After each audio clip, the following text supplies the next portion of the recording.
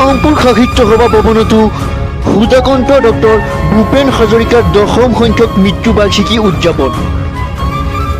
আজি ভাৰত ৰত্ন সুধাকণ্ঠ ডক্টৰ ভূপেন হাজৰিকাদেৱৰ 10ম সংখ্যক মৃত্যু দিৱস। এই উপলক্ষে ৰাজ্যৰ বিভিন্ন প্ৰান্তৰ লগতে কামপুৰ সাহিত্য সভা ভৱনতো আয়োজন অনুষ্ঠিত কৰে সুধাকণ্ঠ ডক্টৰ ভূপেন হাজৰিকাদেৱৰ 10ম সংখ্যক মৃত্যুবাৰ্ষিকী। ডক্টৰ ভূপেন হাজৰিকাৰ 10ম সংখ্যক মৃত্যুতিথিত বন্তি প্ৰজ্বলন, মাল্যাৰ্পণ কৰি শ্ৰদ্ধাৰ্ঘ্য অৰ্পণ কৰে বহুত গুণমুগ্ধই। সুধাকণ্ঠৰ কালজয়ী গীতেৰে মুখৰিত ৰাজ্যৰ আকাশ বতাহ।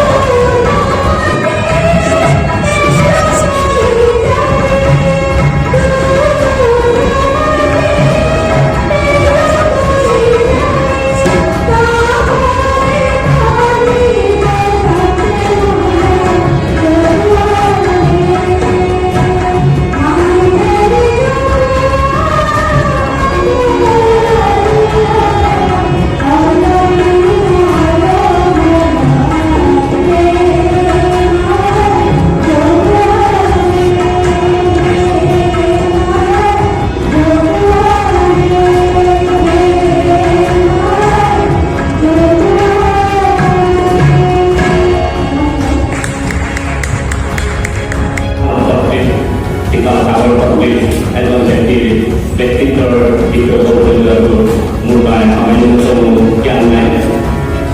তেখেতৰ স্থান মহাপুৰুষ শংকৰদেৱৰ নামতে যি মহামানৱ আগত থাকি ভাৰতীয় সাহিত্য সংস্কৃতি, ধৰ্ম সাহিত্য সংস্কৃতিক ৰাজনীতি এক বিশাল বিশ্বৰ দৰবাৰত প্ৰতিষ্ঠা কৰিবলৈ সক্ষম হৈছিল আৰু সেই ভাৰতবৰ্ষৰ বিশাল তুষাৰ পাগলে বিশ্বৰ দৰবাৰত নিজকে প্ৰতিষ্ঠা কৰি অসমীয়া জাতি সত্তাক চিনাকি দিবলৈ সক্ষম হৈছিল।